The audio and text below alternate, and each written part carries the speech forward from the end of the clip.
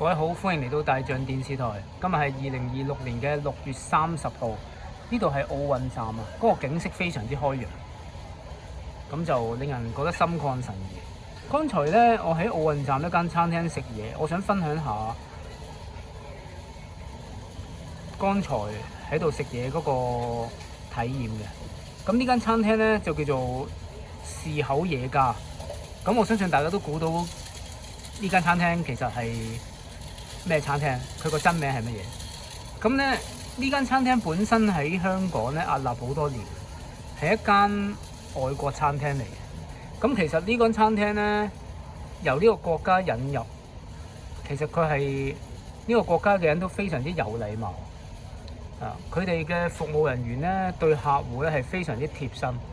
咁其實因為嗰個想法就係我收得你錢，我就會做最好嘅俾你。如果我對你不滿嘅，我唔收你錢啊，我倒翻轉叫你走都得嘅。咁但係咧，剛才我喺呢個士口野家發覺嗰個感覺非常之差。點解咧？其實件事唔係發生喺我身上。咁有個阿姨咧走去呢個士口野家食嘢啦。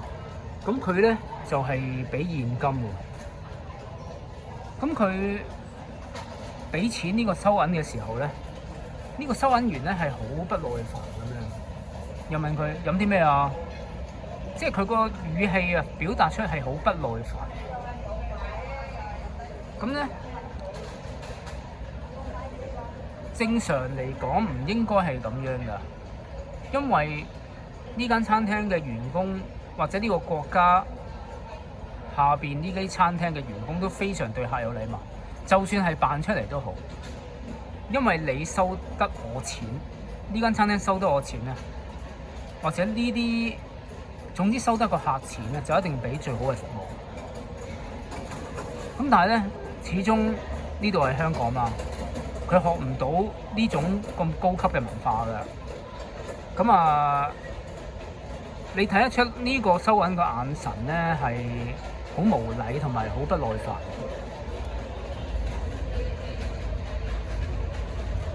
咁然之後咧，我又見到呢間餐廳有好多張台啦，台上面咧都係顧客之前食剩嘅碗碗碟碟，但係嗰個喺度做企堂收碗碟嗰個咧，又收一盤碟入去洗。其實咁樣做係唔啱嘅，應該將所有碗碗碟碟全部收走晒先，騰空啲位置俾人哋，俾顧客去坐。如果一個顧客入到嚟，發覺呢度周圍都係擺滿晒啲碗碗碟碟啊，佢冇心機喺度食嘢。呢間餐廳唔係奧海城嘅唯一一間餐廳，度度都有餐廳嘅，有其他嘅連鎖集團嘅。我唔一定要幫襯呢間士口野家。佢哋唔明一樣嘢就係，以為老細俾錢我就係聽個老細講就得㗎，我唔使理啲客。佢唔諗一樣嘢，其實老細啲錢又點嚟？老細啲錢係啲客俾佢，老細有咗錢先至有糧出，有錢去交電費、水費各方面嘅費用。佢哋唔會咁樣去諗。就算你只係一個員工，你都要為公司着想，當公司係你生意咁做，除非你諗住辭職。有好多人去到辭職嗰一刻咧，佢都係落去幫公司做嘅嘢。呢個國家嘅民族性啊，呢個國家嘅人都係一樣嘅，普遍都係咁樣諗。咁我自己本身喺外邊試過都有類似體驗，今次就唔係發生喺我身上。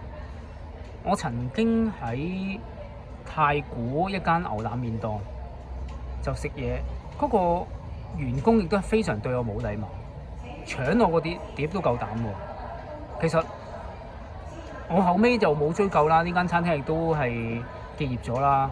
咁我之後咧喺上環一間叫做雙企人14一心超記食過嘢，嗰個員工亦都係咁樣嘅喎，嗰個企堂亦都係咁樣嘅喎，侍應啦或者叫問我話咩有牛食有羊食，即係我唔知佢咩意思，係咪成隻牛俾我食，成條魚俾我食？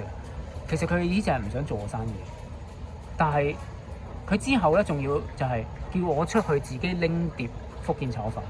後尾呢個人走開咗，可能去廁所啦。我同嗰個老細講：如果你唔想我幫襯，直接啲講，你喺門口攔住我，唔好俾我入。同我講一句，唔做你生意，唔好收得我錢。你咁嘅態度，你可以唔做我生意噶嘛？唔好收我錢，你要貪嗰啲收入，但係要咁嘅態度。嗰個上環個老細咧即刻道歉，我相信個老細會鬧翻個夥計啦。呢啲亦都係我預料之中噶嘛，我亦都係專登咁樣做。好多人唔明嗰種因果啊，其實佢以為話對個客無禮係冇後果啊。其實你做嘅乜嘢，你做嘅嘢，最後你自己會承受翻。咁就最後呢間雙企人14一心超記咧，都係結業咗㗎。咁啊，可想而知啦。咁我喺度諗，奧運站呢個士口夜家會唔會都係同一命運？又或者呢啲人喺士口夜家工作嘅人，其實係咪都諗住佢間公司都要結業，所以都冇乜心機咧？但係佢哋呢種態度係會帶落去下一份工度，唔會話就咁完結咗。所以大家要引以為戒咯，唔好沾染呢種諗法，而係應該話我每一日我都要做得好。總之你係收咗人錢，你係要做好個工作佢咯，以你嘅能力盡量做好佢咯。咁如果你覺得做唔掂嘅，咁你就唔好做啊，或者請教人哋點都好，就唔好收人錢，但係直啲講句就係擺款咯。